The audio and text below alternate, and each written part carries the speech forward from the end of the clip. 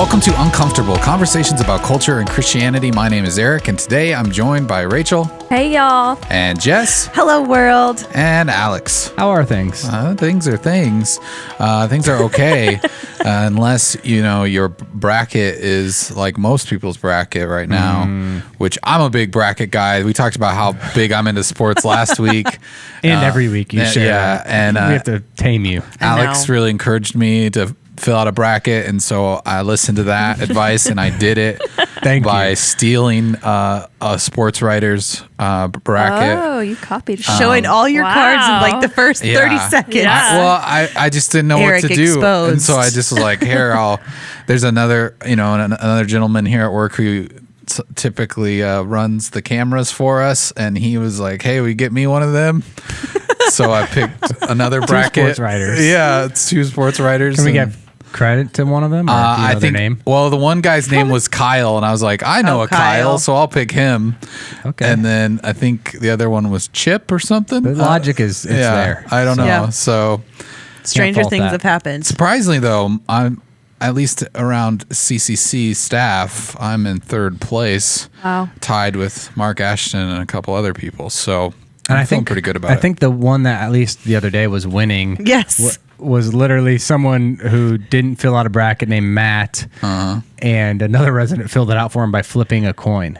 Yes, that can't believe is it. amazing to me. I honestly want it to win. I just think that would be so amazing. I do have to say it wasn't just a coin. So I was told that they picked some of the higher seeds right away, and then on ones they didn't want to decide, they flipped a coin. Okay, so it wasn't straight up 50-50 chances every time. Right, okay. but still I feel like that's what we were made to believe in the email. I know every single game was a coin flip. Yeah, it wasn't.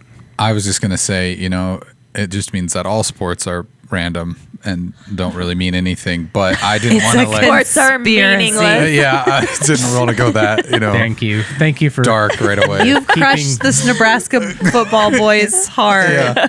Yes, I'm crushed right now. Aww. Like my bracket. Yeah. Every single person in my family, we had 3 different champions. All of them have lost. So now I got to do the difficult work of trying to figure out who gets the most points at this point. Your daughter still needs a trophy. Yeah, I really want your daughter. I need to find out an update for next week on her point situation. She picked Illinois. So did I. And we had Kansas in my family, and then my son. And this was difficult for me to read, but he picked Iowa. And they're out. They're out. The first rounds, I just picked the highest number, their whatever, their rank or whatever. Then the second one, I just kind of picked whatever I felt like in my heart. I just asked for the Spirit to lead me. How's that going for you? Wow. Then I just feels picked. Almost sacrilegious in a second. Because are you saying the Spirit led you to a wrong decision? I feel like that's what's being said now. Wow. Then I just picked Arkansas and soon. just followed them all the way to the championship. I know they're not going to win, but it was just fun for me. Team loyalty. You got to do it. Take them there. I'm excited the Jays are going to the Sweet 16. That's awesome. Exciting. Those were fun games to watch. Do you have the Jays to win? No. Oh, okay. I have them losing to Gonzaga, but I would like to see them win. At this point, I want to see lower seeds win now that my bracket's busted, and I'm not going to make the $1 million having a perfect bracket. I just like to see That's always the most fun.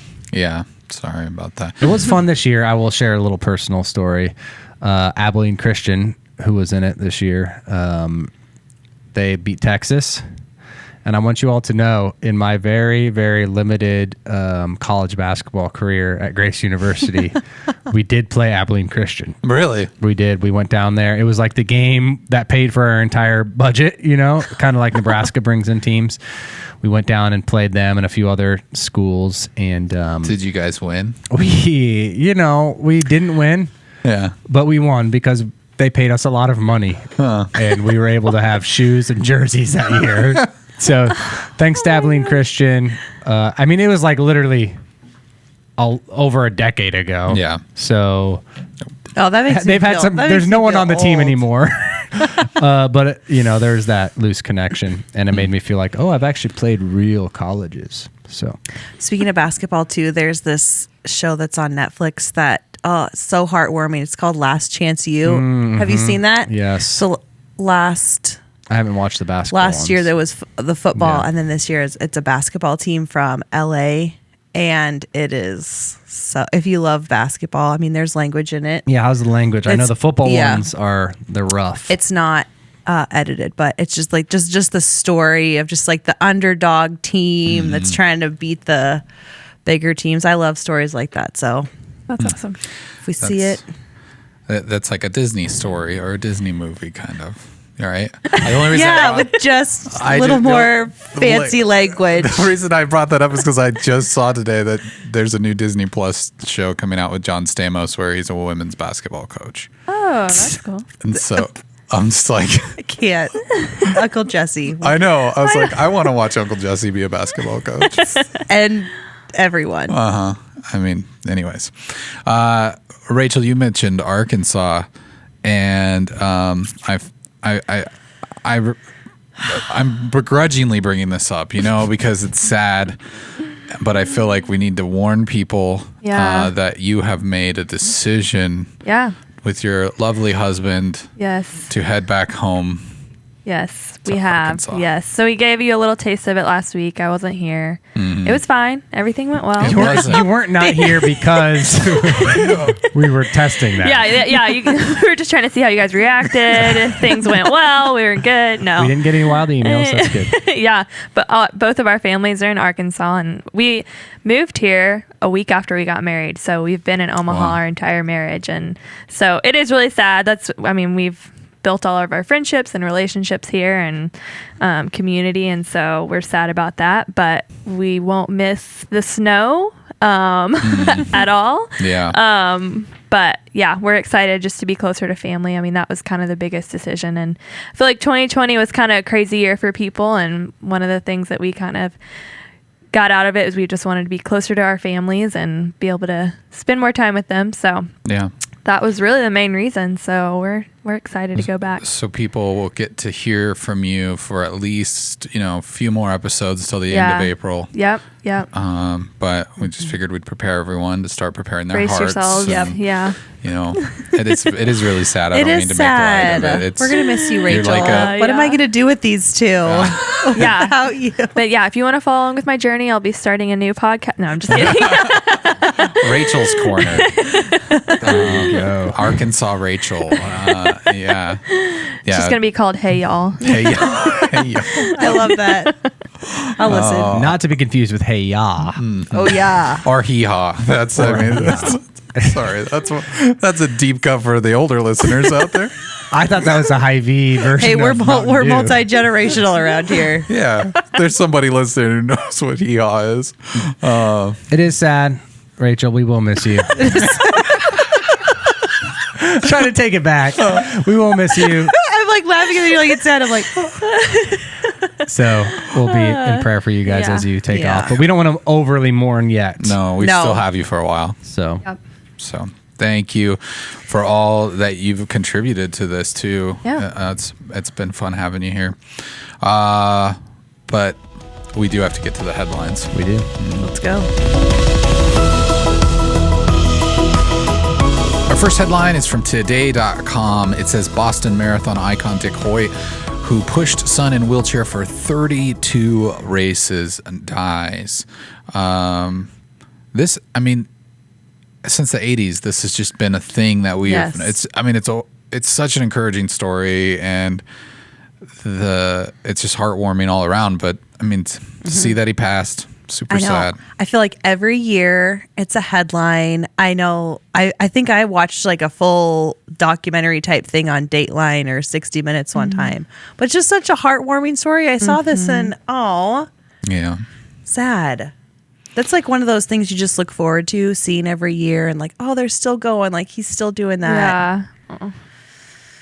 Yeah, it's like the second one of these kind of things that I've seen in the last couple of weeks. 'Cause I remember even in Nebraska, there was Jack Hoffman, who was like the boy with cancer, and he ran out at the spring game, and he really made national news. And his dad started this foundation that was wildly successful and really brought a lot of awareness to pediatric brain cancer. And then he, like, a couple weeks ago too, passed. And so it's kind of two people, that have done a lot of good things for their, their Communities. community to raise awareness and And it is always sad to see someone that's like a hero, an icon, done a lot of great things for, and there's just something about how they've done it through sports that like brings people in it and together. And 32. Yeah. That's I mean, just for a person in general, like to do that, that's crazy. That's love. I mean, that is just like just a deep love and relationship to have, and something to share with your child. Yeah, I think seeing something like this is just such a good reminder of like, oh man, what is like really important? Like, I don't know, just reading this and just being like, yeah, that is incredible that they did something like that. And sometimes the worries that I have during the day are like, why am I even worried about this? Like, this is such an incredible story, and yeah, it's really cool. Yeah, inspiration, and a great way to raise awareness, and just what in a world that sometimes feels void of good fathers. Like, it's just such a great example for people to look up to, and see a very present father in probably a very difficult situation of raising a son that, you know, probably in many areas a parent could, you know, make a lot of different choices, you know, and just to see someone stand up and do the right thing and also just commit to raising awareness for what his son was going through. It's just an awesome thing. All right. Our next headline comes from NBCnews.com. It says NCAA March Madness drops the ball for women's basketball women's basketball with sexism outrage. This started popping up on social media. Was it last week or just, I thought so. Yeah. And then this player was kind of highlighting on social media the women's gym versus the men's gym, which there was quite a stark comparison there, where the women's gym was pretty much just one small rack of weights, while the men had pretty much a full-fledged workout facility. And she's kind of trying to raise awareness to the inequality that is happening there, which I think everyone just assumed anyways in some ways that like, well, this probably, you know, they don't, you know, the women's basketball doesn't make as much money. There's probably not quite as much funding there, but I don't think it would ever been assumed that it was this dramatic. Yeah. Well, and she posted later saying that, they posted saying that it wasn't a money issue. It was a space issue. That's what they, you know, defended themselves with. And then she later posted how much space they actually had. Like, look at where the weights are and then panned behind it. And so it wasn't a space issue. And so they kind of, I don't know, hurt themselves by even saying that too, because I don't know. I was shocked. I was just shocked to see that. Normally I'm kind of like skeptical, be like, oh, okay, I don't know. Like, is this a money issue, blah, blah, blah. But to see that, I was just, I mean, these are professional athletes. Like, they're devoting their lives to this, and that's what they got, you know. That's crazy. Especially since it's coming out of, I mean, the NCAA, you would think that they would be equal. So I was just like, okay, if they're going to do something differently, because it kind of went farther than that once we looked more into it, of like, it was the weights, and then it was all the gear that the men got versus the women, and then the food. And it was just like kind of went down. And I was thinking, is this the same tournament? Like, is it the same organization? Because it just didn't even make sense to me. I think there's so many places that the conversation could go in something like that. I know, for one, you know, Nebraska, we love our volleyball here, at least I do.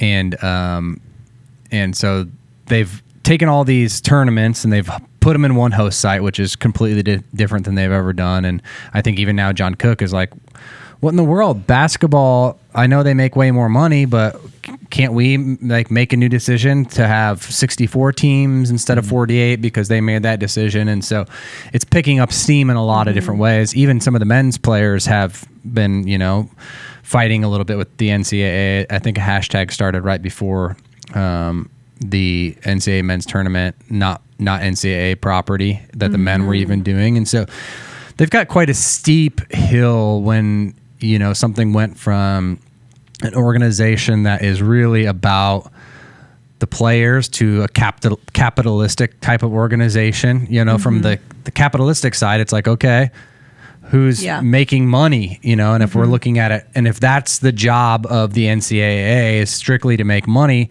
of course they're going to go to where they're getting more sponsorships, where who's drawing in the fans, but that's not their job. And so it's even if it's a difference between like a WNBA and an NBA to me, because this is the same organization that is supposed to be helping equally all of these players. And so and we could go, another direction. And why can't they share the gym? Why couldn't the women and the men be in the same gym working out? I don't know. That's a whole other direction that people could go with that conversation. Well, they're in 2 different cities right now. Oh, okay. So then that makes sense. But it was. But why couldn't they, have had it hosted in the same place? All those kind of logistics. Yeah. It's one of those things that we will probably start to see change more and more. But I think there's also a lot of conversations around just college athletes in general. Whether should they get paid, should they not get paid? They bring in, at least the male sports tend to bring in a lot of money. I think you look at the Huskers football program, even these guys are bringing in tons of money for the state and the college and everything else. I'm I guess maybe this is my video game brain, but I remember the NCAA video games that would come out, and they stopped making those because they couldn't really use player likeness and that sort of thing. And I heard that they're supposed to be making one next year again, and there's a lot of discussion about, okay, well, are you going to pay the players to use their likeness, or what's going to happen there? But it is it feels very ambiguous right now, because it's just, here's these athletes who are contributing a lot to your school, and what is their value? Is it just the scholarship, or what is it? I don't know where that ends, and I'm not someone who is heavily invested in sports or anything like that. But when it comes to college athletics, it's just such a fascinating thing to me to wonder what it is, and then just kind of the bad rap that I think a lot of times female athletics get in general, just like, oh, well, it's boring to watch, or they're not as athletic, or you hear this rhetoric a lot, and then to see that maybe to a certain extent, even these organizations are kind of, not that they feel the same way, but you kind of can tell that they're not investing the same resources into it. But I'm sure we'll see some more about that in the coming weeks. I mean, it seems like culture always course corrects, probably too far one way or another. But that does it for our headlines. Up next, we're going to be talking about Women's History Month. If you didn't know that this is Women's History Month, we're deep into it now. March is here, but we will be talking about that next.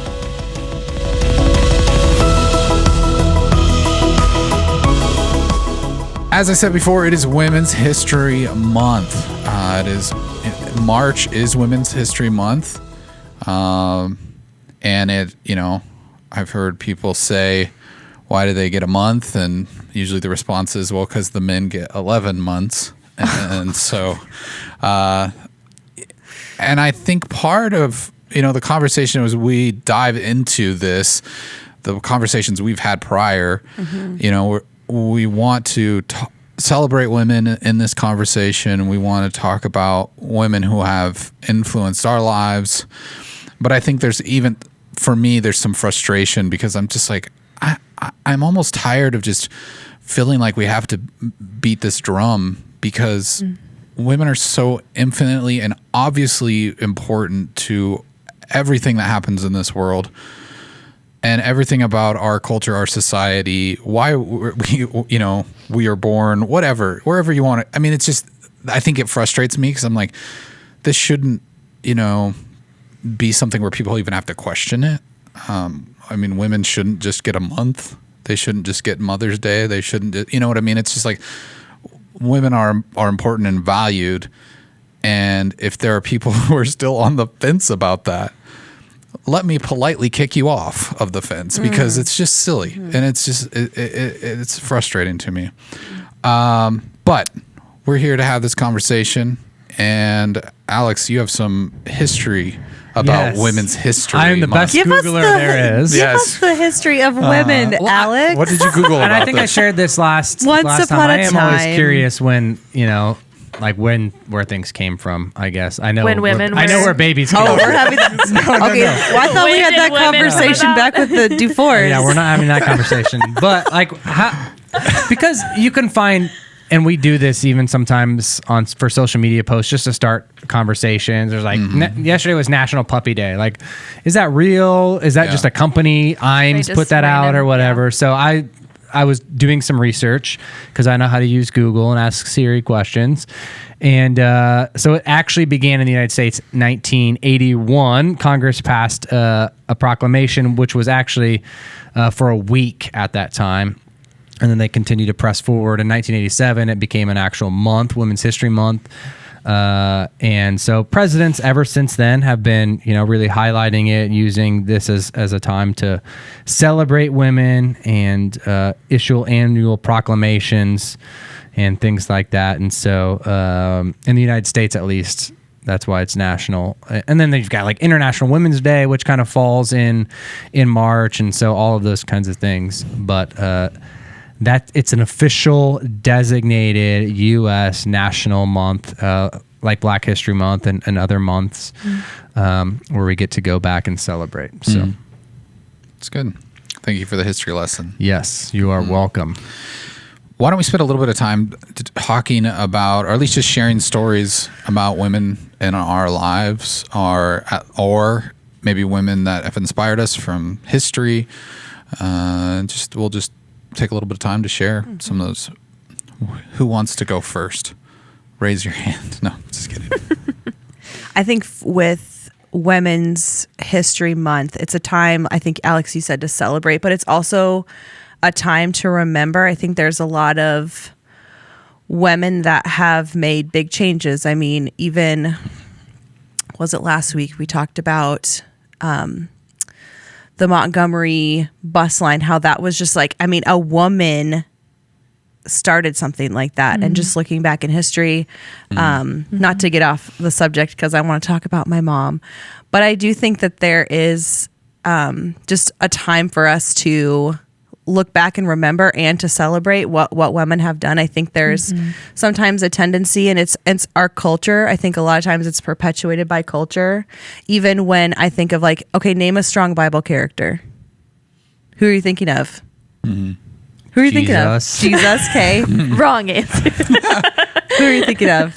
Oh, was I really? Yeah. My brain Who's was a strong Bible completely character that you void. think of? I just want to like totally derail you and Yes. say a woman, but Yes. I was going to say It's- David. So right. yeah. And I don't think that that's anybody's fault. Like I do too. Yeah. And it's just like our culture is kind of perpetuated by, what defines strength and things like that. And so I love that we're talking about this today, or that there's a month for it. But I think like our culture is changing to show that high value of women. So I love like celebrating, like thinking of like your question made me think of my mom. And so I celebrate her, and it makes me remember the amazing woman that she is. She raised 7 kids. She homeschooled all of us. Wow. Yes, I was homeschooled. We all turned out I couldn't tell. pretty normal. I couldn't tell at all.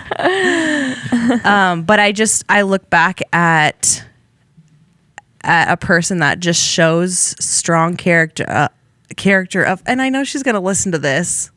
So now I'm like, try not to cry.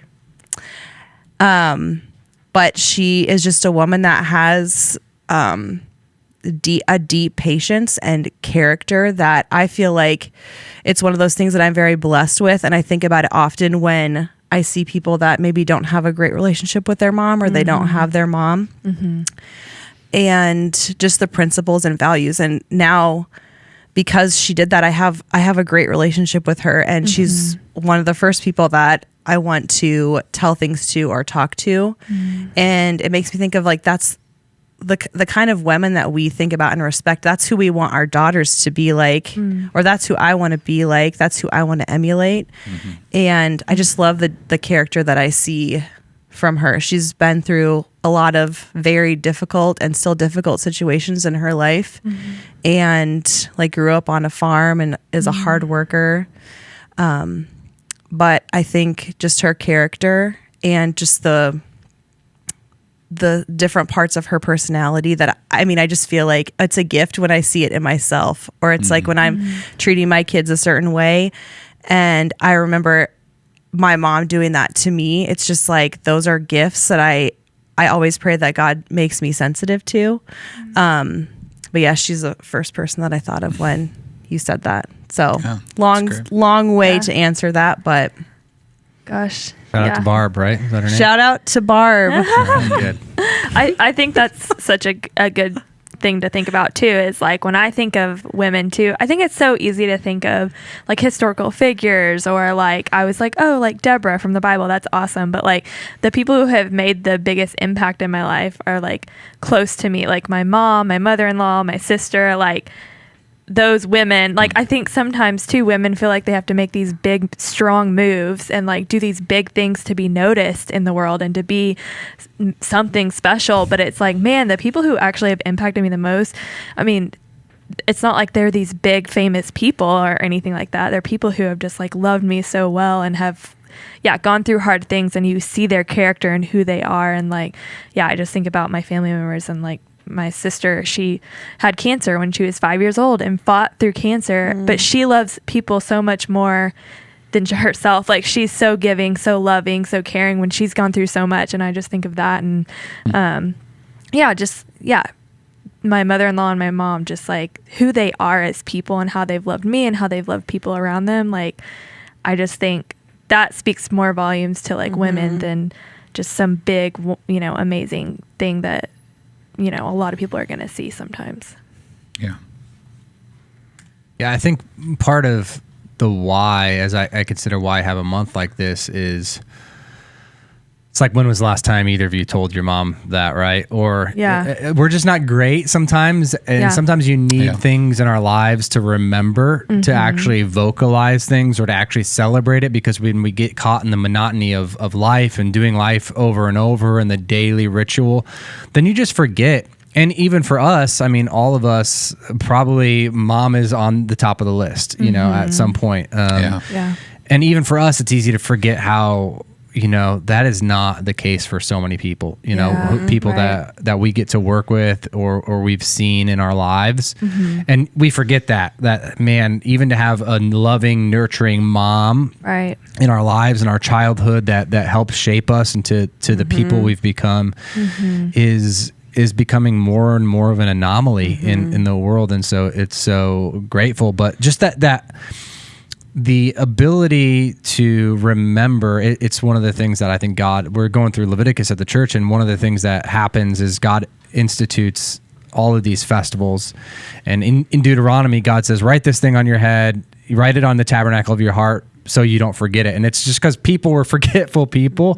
And so unless we have these months or these days, no matter how silly they might become or how ritualistic sometimes it feels like it becomes, I think they're gifts of grace for us to take advantage of and remember. Even throughout this month, I'm like, man, I have an incredible wife, and she does so much, and I don't even consider, like, just because she's so selfless.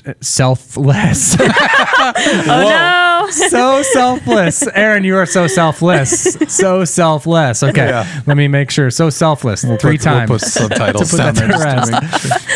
No, but because that's just the daily grind that she does, and doesn't ask for, celebration, that I probably would never do that unless there was, people poking at me and saying, you need to do this. And so same for my mom. Like, I've got an incredible mom, and I was the kid that, man, I loved those Backstreet Boys songs. Mom, you always were the perfect fan. A song for Mama by Boyz II Men. Like, all those things resonate in my heart, like these beautiful moments. And so good job, Tracy. Yeah, Tracy with an I. So yeah, I think to the point of why, someone's like, why do we need a month? Or just because we're prone to wander, we're prone to forget. It's just God knew that about us, and this wasn't something he established. But I think it is so important for us to build those rhythms of remembrance. Yeah, and you're convicting me a little bit, but I at the top I felt I probably sounded a little cranky about it. But I think from my perspective, it's not that we don't need the reminder, which I think is important and it's helpful, but I think that sometimes there are people who are still kind of just stuck in their ways about certain things, and this reminder serves as a way for them to kind of rehash their opinions on where women stand, and it's one of those things where that's frustrated me, because then it's this angle of people going, okay, well, this is why we're celebrating it, because it's important, and I think the graceful way you put that of, hey, this is a reminder is super important, and something that I think all of us can take to heart. But it's also this idea of having to defend women all the time for their value that frustrates me, because it's so obvious to me, and I think so many others too, the value of women and the idea that we are in some situations forced to defend them. That's where I think my frustration's coming from. Not that we get a month to celebrate it or whatever, but yeah, I think I reflect a lot of what you've said. I mean, my mom was definitely a big influence on me in a lot of ways, and I just always remember this one story specifically where, my family grew up pastoring very, very small churches, and potlucks were always a part of those. And I remember this one potluck specifically where an odd gentleman, I'll just say that, he was a very different individual, and he brought his homemade pancake recipe to the potluck, and he was so proud of these pancakes. And let me tell you, they didn't look like pancakes. I don't know what they were, but they... Like super fluffy, too flat. I don't even know how to describe it. It was weird. And use your imagination. Yeah, use your imagination. Just fill in the blanks there. But I remember he brought them to my mom, and was just like, will you try my pancakes? And he was so proud of them. Oh. And nobody was eating them. They had sat there for a while.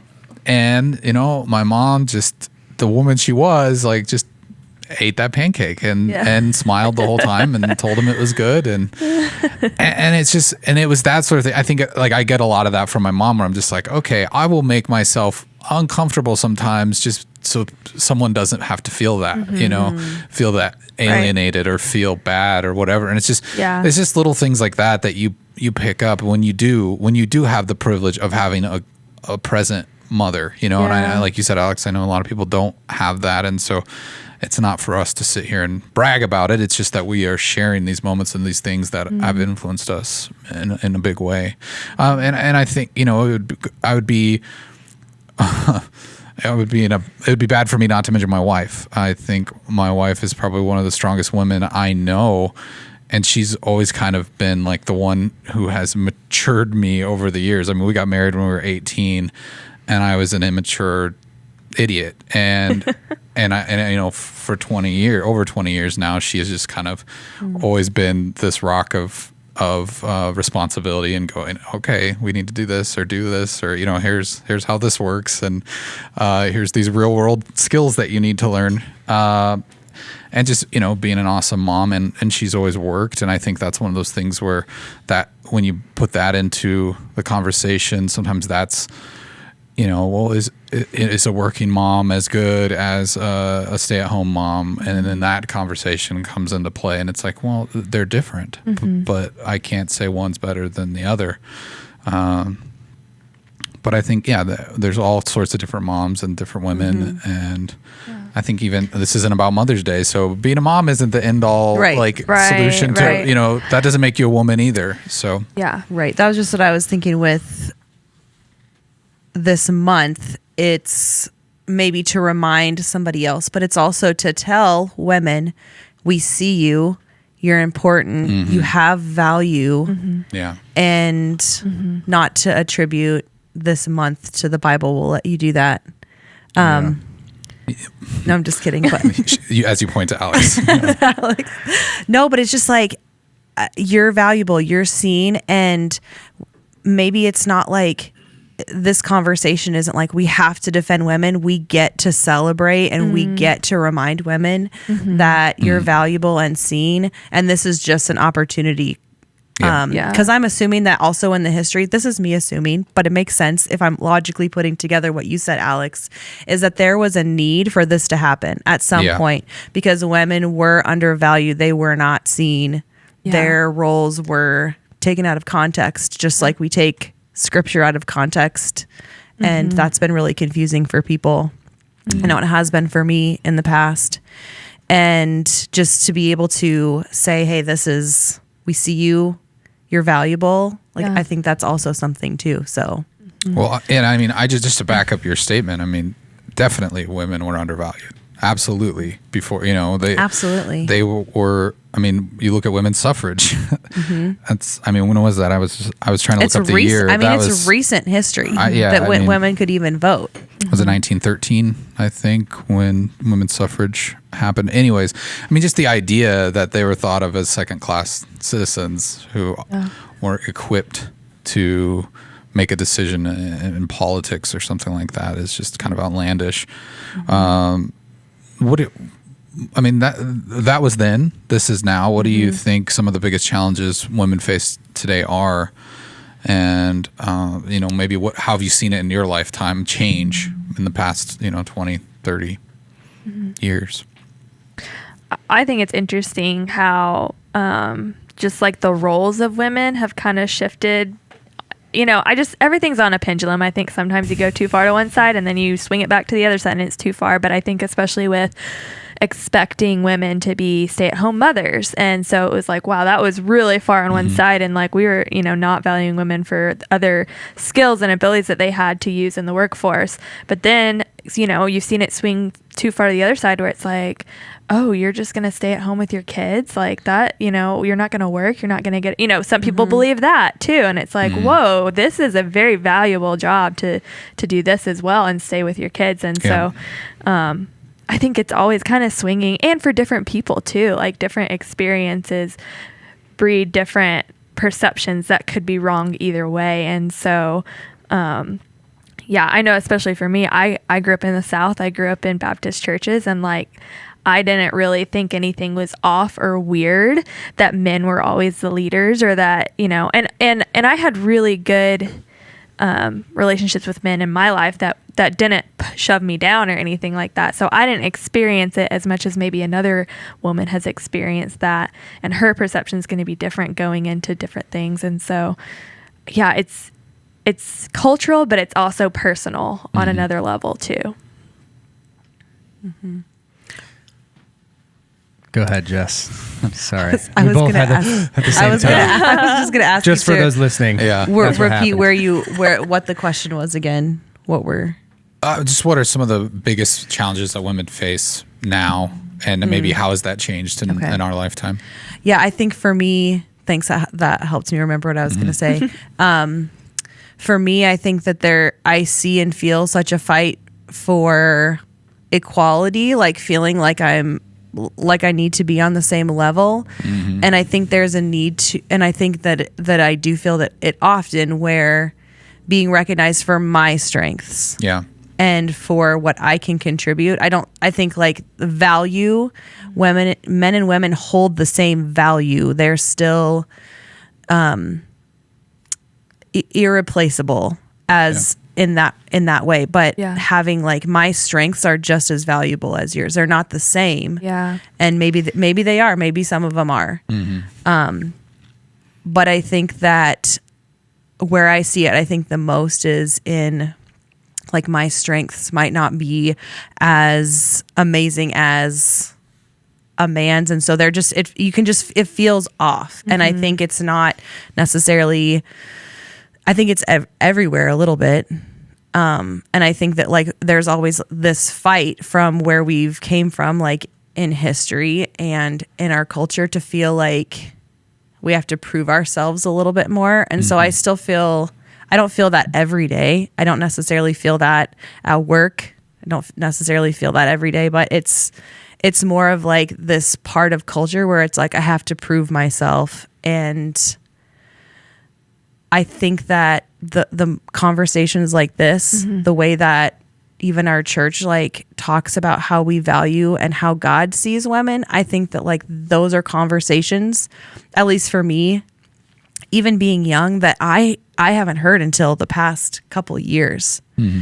And so I'm excited to see like where our future goes when these conversations are around the table or from the pulpit. Yeah. That's good. I think, to be made in the image of God is not to be male and it's not to be female. You know, in the creation narrative, God says, you know, he made them in his image, male and female, he created them, and that them cannot be separated. And so they both are image bearers of who God is, and both need one another to reflect, I think, properly, fully the image of God. And he's given us both different strengths. I know for me, one of the turning points in my life, and I never treated women like trash or anything like that, but definitely not as good probably as I should have, just even being raised in the church and in a purity culture world and in different expectations. But like the moment I had a daughter, you know, like, and I love my wife, I cherish her, but the moment like I just had a daughter that I like brought into the world, and I had a son first, and so that was just different, you know. But I went from like having one guy to worry about to like all of a sudden like the weight of I have a lot of guys to worry about in my life, and it took some self-reflection of, man, I would not want my daughter to end up with 15-year-old Alex, or, you know, at what point in my life and what are the changes I'm going to make to just steward this life, and what are the things I want to look back and say, man, I don't want you to end up with a guy like me at any age. Is just a difficult kind of conversation, because I just became good at manipulating and chasing girls. And it wasn't about sex or those things, but it was just about the prize and the chase and filling my own ego and those types of things. And so for me to look back and say, man, I did that to females, to people that were made in the image of God, you know, it's a painful thing, and you have to admit that to make some of those changes. And then inherently you're like, wow, I thought I was good at this. Like I thought I did pretty well, especially if I consider myself compared to people in my school, right? We always want to do that. Like I wasn't hooking up with them. I wasn't, you know, doing terrible things to them, but even the emotional kind of toll you're taking. And so for me, and then looking into the future, because I think that's part of what you asked, like having 3 daughters, it just does shape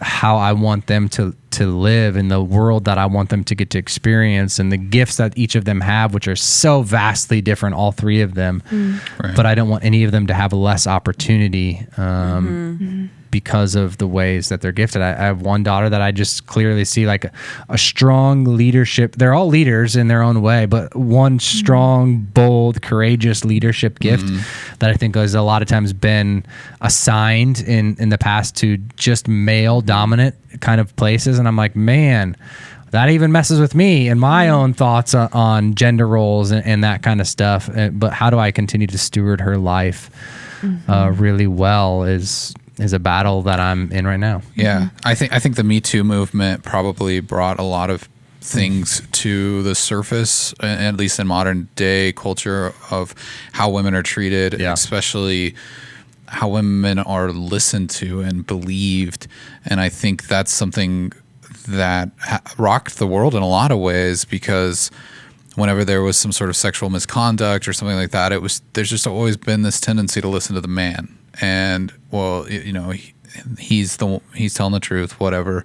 This woman is obviously blowing this out of proportion. And if anything, I just feel like hopefully, I mean, you can fall on any side of that debate, but I just hope that we can start to build some empathy to listening to women, and when they are telling you something, how important it is to listen. And I think sometimes as a guy, a lot of times guys are just about fixing things, you know, so we're not really listening to listen, we're listening to fix the problem or something like that. And I think at least in modern day culture, women are starting to get listened to more than they have in the past, which has been a really good thing. You speak about daughters, and I think my perspective on a lot of things have changed. I mean, even I think of like the Marvel movies, and they've put an kind of a emphasis on women characters and different things like that in lead roles in movies and TV and all that sort of thing. And you'll hear certain groups of people complain about it, or, oh, there's so many women on this, or and I can't be happier to be raising a daughter now, though, because when she looks at that stuff, she is seeing role models. She's seeing powerful women, and she's learning that she can do what she wants to do with her life, and she doesn't have to be, just kind of ruled by some man for her whole life. If that's, if she doesn't, and she can choose to go down that route of being a mother if that's what she wants, but she also has these other positive role models where it's not just one path, and I think you look at sons and they get celebrated for all that they're going to achieve and accomplish. And then so many times the daughter is kind of like, well, yeah, hopefully you have a nice family and you make a good mom. But, I want her to see that she can make a difference, that she can be a positive influence in this world to not just women, but to men as well. Mm-hmm.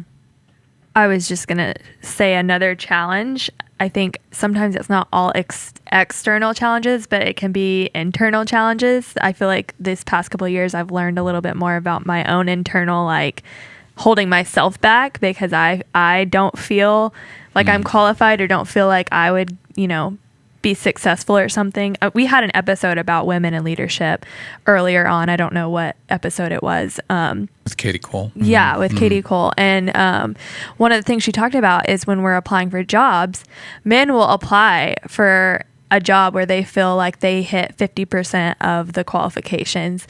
And women will only apply for a job when they feel like they would hit 100% of the qualifications and be completely qualified for that job.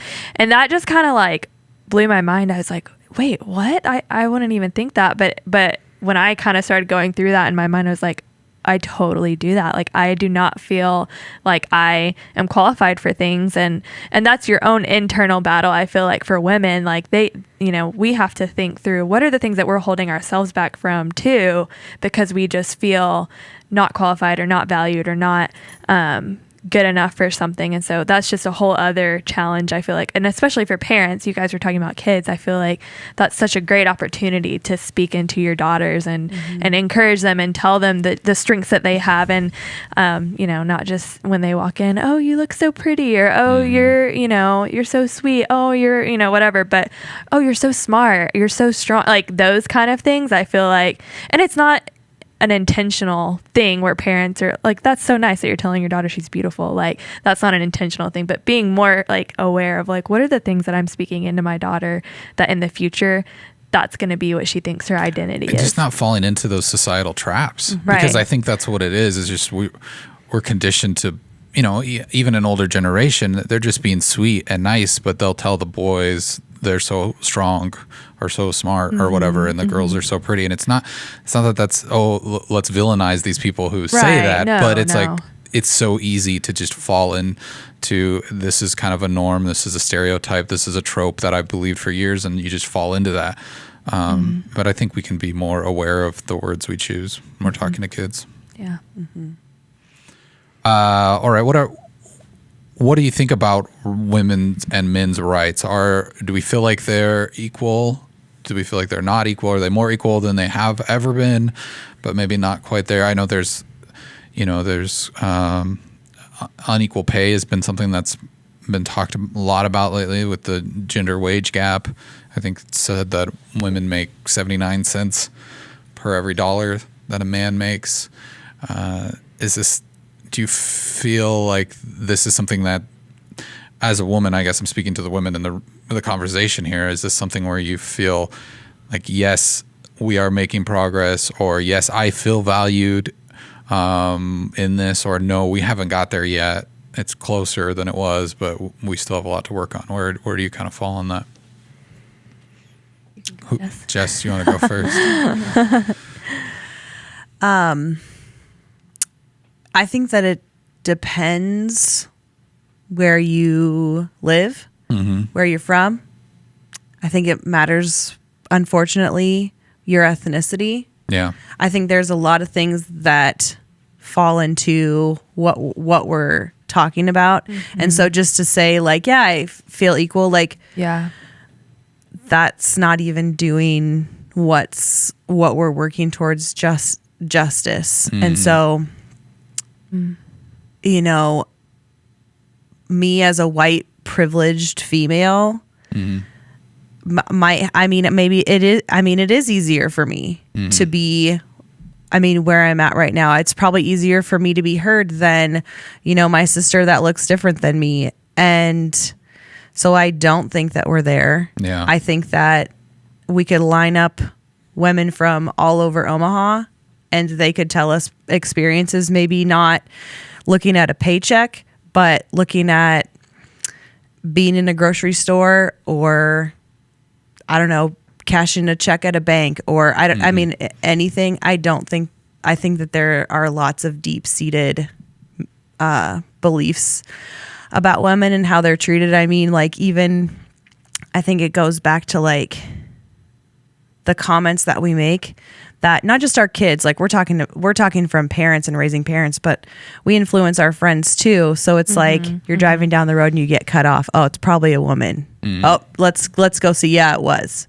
Yeah. Just those comments, that's just one example of the way that what we're talking about of mistreating women and not realizing their value is just, it's so undercut.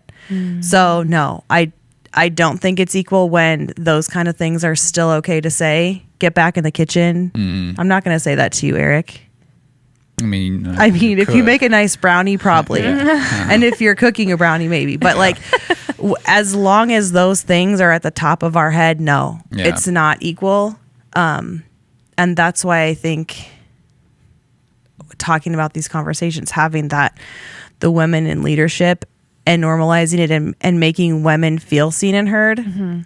Oh, what I'm saying is also you're influencing other people. So you're influencing your kids, right? But whoever's in your car and you said, oh, that woman, there's a woman that's probably just cut us off. You just okayed all 4 other people that are driving in your car that's okay to have that conversation around me. And so I think it's a little bigger. So maybe I didn't go like the political route, but that's kind of where No, I think that's good. my thoughts took me. Yeah, I definitely agree with more conversations around it. I think, we need to have more of that going on. I think the ideas are there, but it's just like, okay, we gotta have more of these conversations. We have to actually act on this. We actually have to do things, to work towards this goal. But I think I also struggled with this. I've been growing in this too, especially here at CCC. It's like we've had these conversations more than I've ever had these conversations in my life. And so I also struggle when people, I feel like sometimes it can be hard.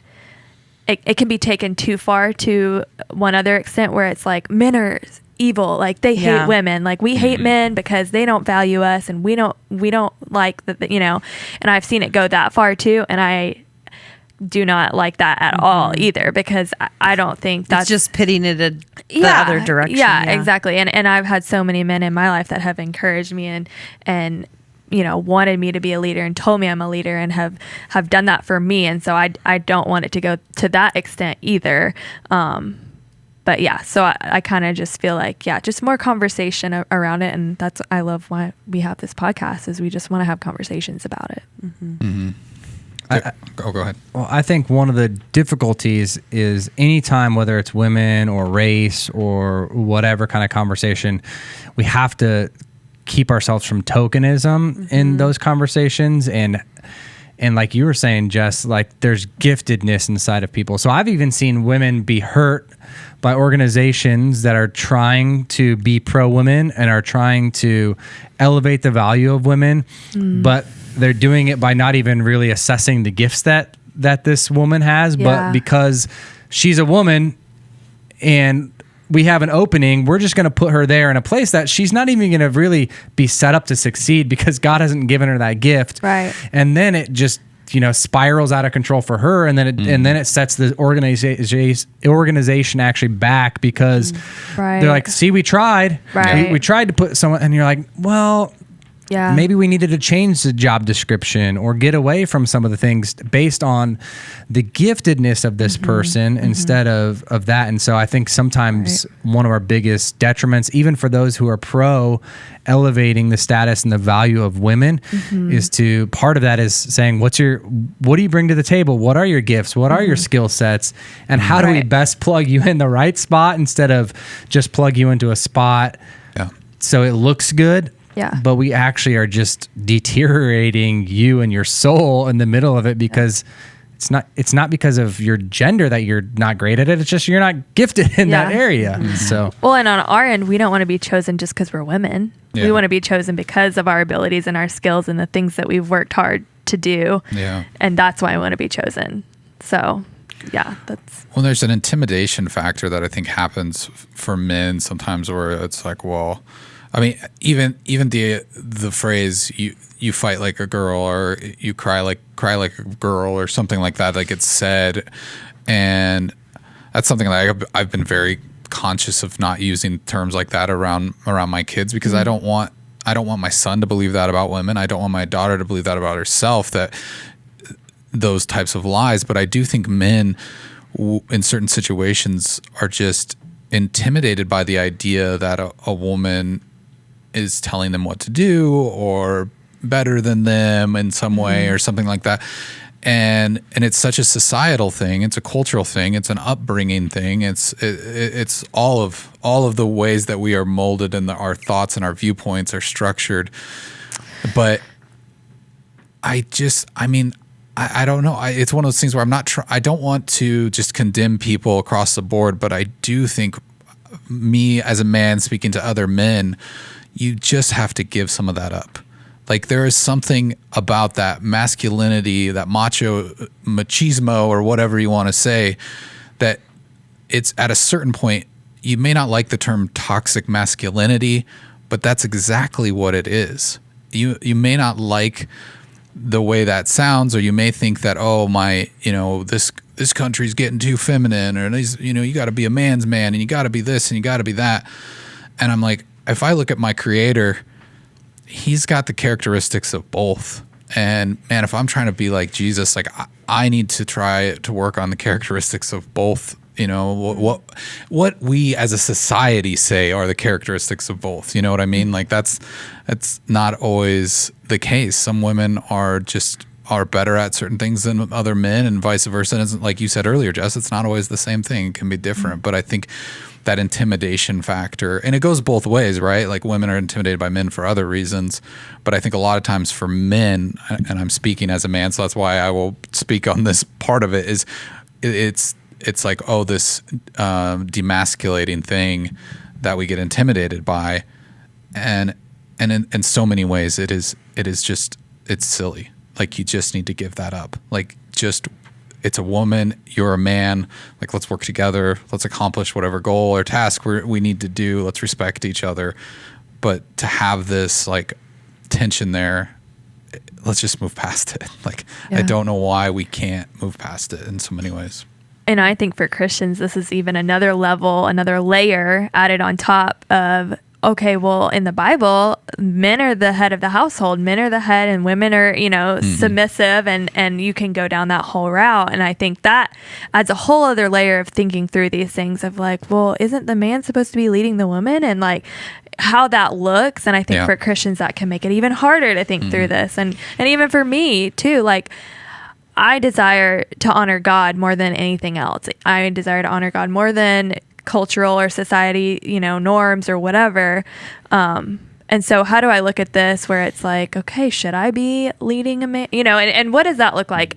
Balancing out, your faith and these things. And so those are more things that have to be thought through. And I'm sure, Alex, you have some thoughts on that too, maybe. Alex is just Alex, meet bus. That's a lot. Do you have thoughts? I have so many thoughts swirling in my head. That's what happens when I haven't prepared anything. But I think one of the places that has, and we live in this, and one of the places that's traditionally gotten it the most wrong is the church. And so it's one of the easy places to throw darts or whatever you want to throw at them. One of the places that, because I do think there are, being made in the image of God, he did create two genders. And I think there is feminine, there is masculine. And I think our definitions of what that is what's the problem. Isn't that there's two different things, but like, what does it mean to be masculine? Which you were talking about, like cry like a girl, so then a lot of men just are terrible at emotions because they've been told that that's only girls cry. And I'm like, no, that is fully a masculine thing to do. And what are things that are both, and what are things that are specific to gender and things like that? And then what are the ripples of living in a fallen world, and how do I redeem those? But yeah, I think that it's difficult when the church is not elevating women, and we see Jesus always elevating, women and doing things that are totally counter-religion, counter-cultural. And Jesus was consistently talking to and elevating. And, I think of many stories. I think the Syrophoenician woman, the woman he met at the well. I think of so many different conversations where these women were just avoided. Some of it because of their race and their gender, but Jesus comes and he elevates their status as people, as people in society, and he goes against kind of what the established order has said is what has to happen. And so we consistently see that from Jesus, and I think sometimes for good reason the church gets a bad rap on not elevating but lowering the value, the allowance of women, especially in the church, in the family, and all that kind of stuff. And so some of it's semantics and just like you said, how we talk and the ways that we say that. But I think we have to consistently do a better job. And Jesus, he was self-sacrificial. It was never.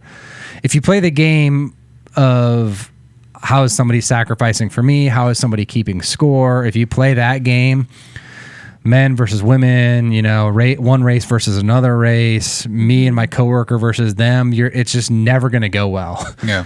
But if you play the game where how can I outserve this person, and not because I'm trying to outserve this person and look at me, but if you play the game of choosing humility, usually things are going to go well. In your soul, they might not go well by the standards of the world, and you might look like you're being walked over or you're pushed over or whatever those things are. But I think it's just the path that Jesus consistently modeled for us.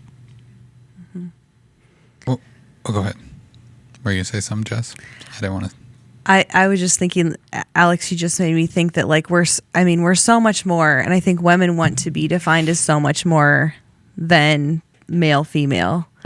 And I thought of last week, Ben and I work out. We do. It was a lifting day at our gym, and it was max 20 rep back squats. And Ben had gone in and he had done his lift. He lifts early in the morning, and we all do the same workout through the day. So I knew I was going to go in, and I was going to do my reps later. And Ben and I just have a thing where I know his score earlier, so I just try to beat him. And nobody at our gym knows this, but I came in that day to lift, and it was pretty heavy.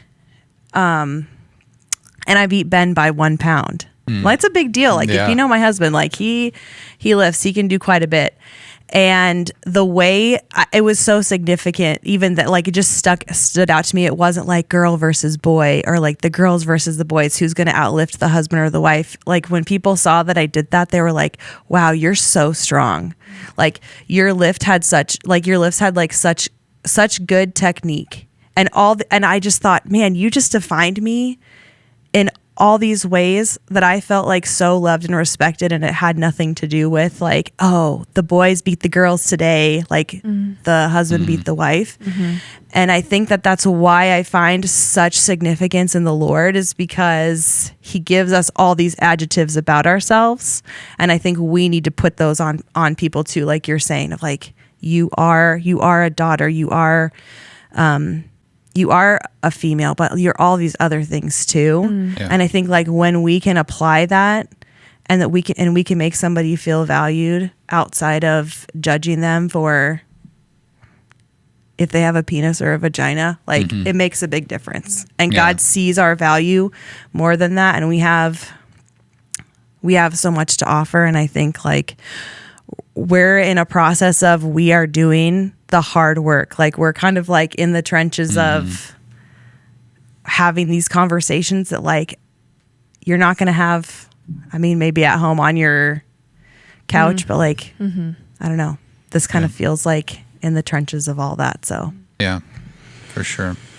It's one of those things too, where there are, Alex, you kind of touched on this, but I think there are certain characteristics of male and female that are kind of innate to those people, but then there are, the stereotypes that we place on those genders that aren't always, are sometimes very far from accurate. Like I think of the way kids interact with animals, and some boys can be not as caring, but other boys can be, and it's not bad to see that either way, that nurturing happening.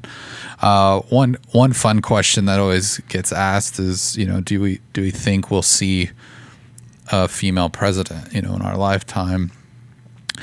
And whenever that question gets brought up, there's always a lot of canned responses, and you hear men say, well, women are too emotional to be president. And I think, man, these guys, you shaking your head, Alex? He was agreeing. No thoughts in my head. But it's just one of those things where you'll hear that and you'll go, okay, well, these guys, guys are so emotional. Are you kidding me? Guys are at least as emotional, if not more emotional than women at certain times about certain things. I don't think I need to sit here and air the dirty laundry of men, but it's just one of those things where that is the weakest argument you could ever throw at something. What are your thoughts, Alex? You seem like you're just waiting. The floodgates are ready to open. I'm just thinking of a lot of bad stuff I've read on the internet. Okay. To answer your question, will there be a female president? So I think yes, in our life there will be a female president if the Lord tarries. I obviously there's the people that are like, oh, the whole reason that President Biden, he's going to die soon, and they make jokes, and it's like they think it's funny, and then they're like, well, we could have had that one if Sarah Palin would have ended up being, vice president, and all this kind of stuff. And then there's these gender wars and people that are women like fighting on both sides, like this one's more qualified. So my hope is that if we do have a female president, that I have no ill wishes or bad wishes on our current president. I would like to see our president live out his term here. And that wouldn't be the caveat for our first woman president. So I'm just hopeful for that. Yeah. Right, because I've just seen people on the internet, and it's sad you even have to say that, because people are just like rooting against somebody or rooting for them to stay alive just for whatever reason. It's like, seriously? Yeah. And that was a glass ceiling, whether you like her or not, that Vice President Kamala Harris, broke through.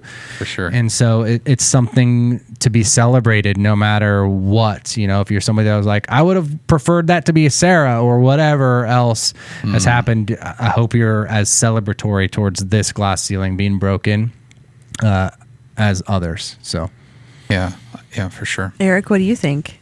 Oh, do I think? Well, I guess, I would hope we would get to that point. I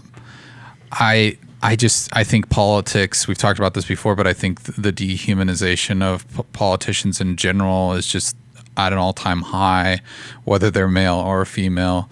I look at Kamala Harris and think, man, what an awesome story. And a woman who is strong, speaks respectfully to people, and yet, you may disagree with her values or her opinions or her politics, but that does not give you a right to call that woman a nasty woman or a disgusting woman or a Satanist or whatever, a demon, all the things I've read online, and or for Nancy Pelosi for that matter, or any other woman in politics, just because you disagree with them, you do not have a right to label them something that they are not.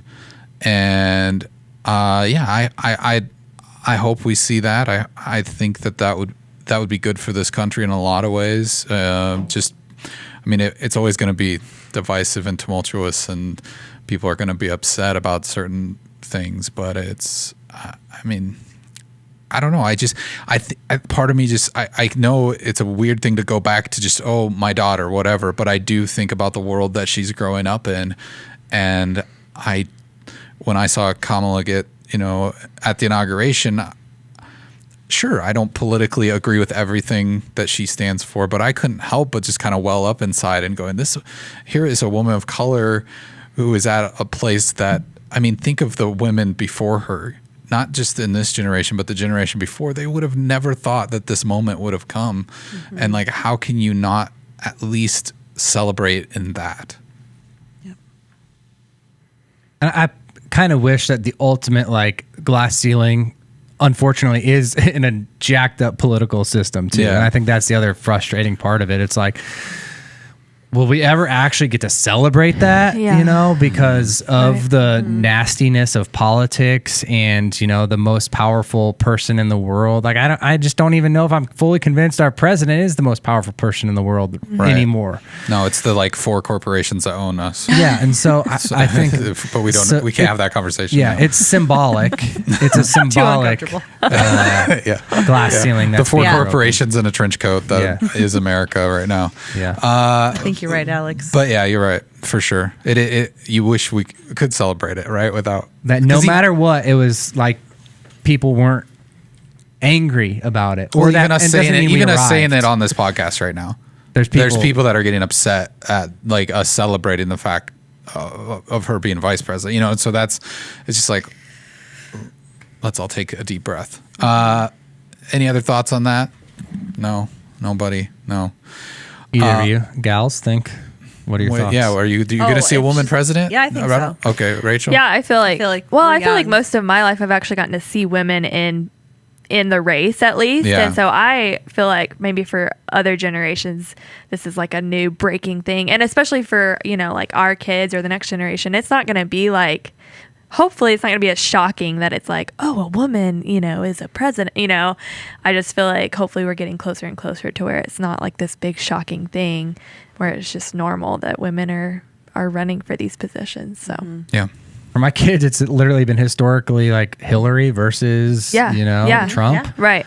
And now Kamala. So it's exactly. That's all they've seen. And for me, that's very small percentage of my life. Right, that's right. been a reality. Absolutely. So yeah. We could go on about a lot of different aspects of what a woman is, and I'm sure we've missed a lot, and we probably haven't represented the gender as well as we could have even today in this brief conversation that we've had. But I do think that even though some might say, well, what's the point of this conversation? I think that hopefully there's something that was said today that people can glean from, and if nothing else, lean on what Alex said earlier and use this opportunity to thank the women in your lives for the good that they've done, or reconcile with the women in your lives that maybe you have done wrong by, or they've done wrong to you, whatever that may look like. Take an opportunity to pray about those things.